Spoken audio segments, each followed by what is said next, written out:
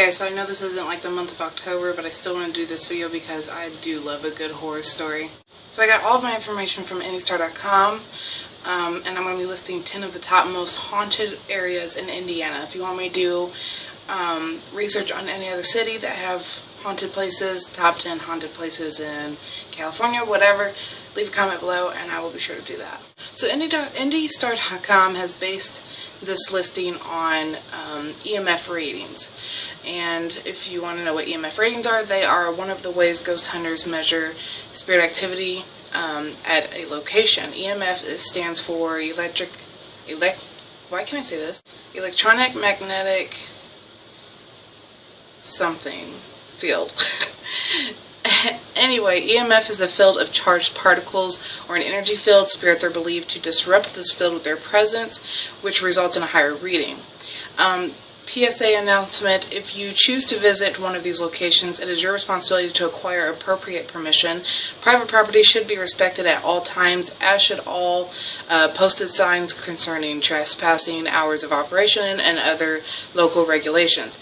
Many ghost hunters have been arrested because they have failed to contact property owners or local authorities ahead of time. So be sure to make precautions and don't get yourself into trouble.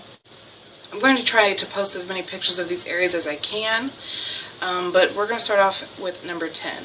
To avoid cold and rainy weather, a former artistic director used to jog indoors around the upstairs mezzanine. He was killed during his jog on a foggy day when his nephew hit him with a car. Nowadays, witnesses say that you can hear the floorboards creak as his ghost continues to jog around the mezzanine. This place had an EMF rating of 71.4. It's located in Indianapolis on West Washington Street. Sorry, I know I'm really close to the camera, but I have the information on the screen, and I can't see with the darn even with my glasses, so I have to be really close to the screen to be able to read this. But anyway, moving on to number 9 at Rockport Inn. This inn was built in the 1850s as a private home and was one of the first buildings in the area to have glass windows. It is rumored to have been part of the Underground Railroad. It is also rumored to have a ghost. An apparition of one of the owner's wives is said to walk the halls, can be seen and heard by both guests and employees for many years. And this had an EMF rating of 80.0. It is in Rockport, Indiana, on 3rd Street, South 3rd Street. The Avon Haunted Bridge is a railroad bridge built in 1906. So the legend goes, a mother was walking with her baby on the tracks when they fell to their deaths. Locals would say that every time you drove under the bridge, you would have to honk your horn in order to drown out the sounds of the mother's wails. Some locals still honk today. This had an EMF rating of 80.0. It is located in Avon and is about half a mile south of US 636, right off County Road. Featured on some TV shows, the estate is said to be the site of many paranormal occurrences, including apparitions, voice phenomena, jiggling doorknobs, tremors, unexplained smells, shaking furniture, and a vortex. Sounds interesting. This location had an EMF rating of 82.8. It's located in the city of Mitchell, around West Warren Street. So the 1893 hotel, once patronized by John Dillinger, is rumored to be haunted by many spirits. Witnesses have reported shadows and apparitions of men, women, and children, as well as disembodied voices, footsteps, lights that work on their own, and doors that open and close or even slam by themselves. The hotel has an EMF reading of 84.2. It's located in the city of Atlanta, which is funny because I don't know why that's funny to me. Around East Main Street. So the Carolina Street Demon House, I made a whole video about this report, and I will link that video down below. It carries way more detail. I'm going to give you what kind of they gave us here, but this is a house that was said to be haunted by more than 200 demons. So witnesses have reported levitating children, swarms of flies that mysteriously appear in the winter, footprints and apparitions. The demons were believed to have possessed the 3 children of the family who lived there, and caseworkers, priests, and police called to the scene all testified to the story. However, reports say that the family doctor visited and determined the children were mentally unsound and simply putting on a performance, and that their mother, Latoya Mons, had put up many religious shrines inside the home. The children were taken to child services. Reports say that Zach Baggins, I can't remember how to pronounce his last name, of the TV show Ghost Adventures had purchased the house. Now, to my knowledge, the house has now been demolished. Zach from Ghost Adventures has already made a full-length documentary from the house, I believe. But it was located in Gary, Indiana, near 3868 Carolina Street, sorry. But like I said, I've heard that it's been demolished. If you want to see the video where I delve into this story with a lot more detail and I actually read the report itself, I'll leave that link down below. So some of the ghosts at this historic house are said to be hidden slaves, one of whom accidentally tripped over a lamp, igniting a fire. Those killed were said to be buried in the very cellar where it happened. Witnesses have described a lot of activity in the cellar, including apparitions of slaves, moans and groans, and cold spots. Former owner Mr. Hanna himself also has been seen upstairs and on the balcony, and an older woman's apparition has been seen here as well.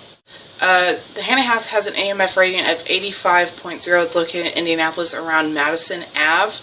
Let me go back real quick because that Carolina house, even though it's demolished, did have a EMF rating of 84.4. I didn't mention that, so I just wanted to quickly do that. This inn is reported to be home to an apparition surrounded by a dim light. He is said to appear around midnight and may be a bit shy. Rumor has it that if you look at him too long, he will become enraged and appear in front of you in a split second. That's really scary to me. The inn has an EMF rating of 85.7, and it is in the city of Couts. I'm not sure how to pronounce that, so I'll put it right here real quick.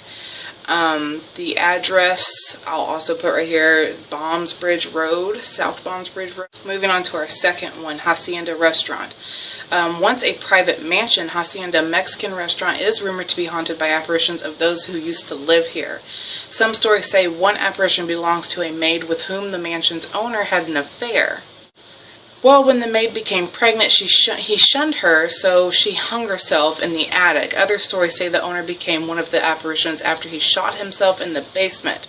Odd things have been reported, such as lights, electrical appliances, and water faucets working on their own.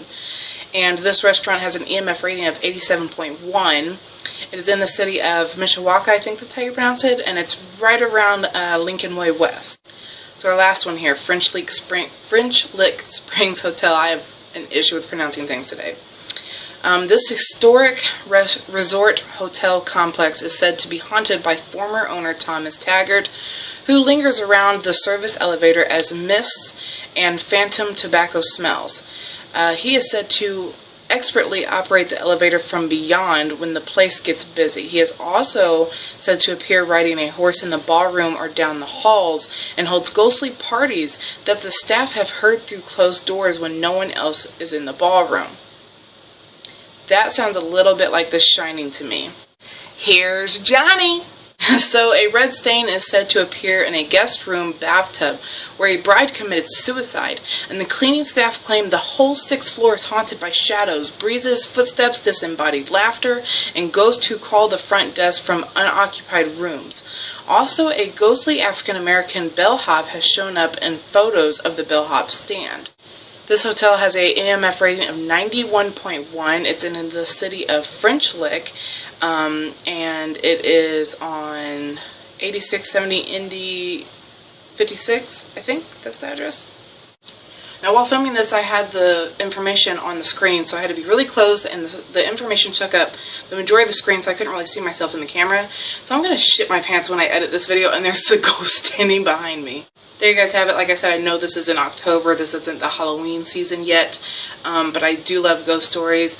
I've always loved like horror movies and freaking myself out and making myself have nightmares because I just love torturing myself, I guess. Again, if you want me to research any haunted places in any other city, state, whatever, please comment down below which one, and I will do my best to find a list for that. But in the meantime, cue the music and subscribe for more content. Thank you guys. Bye.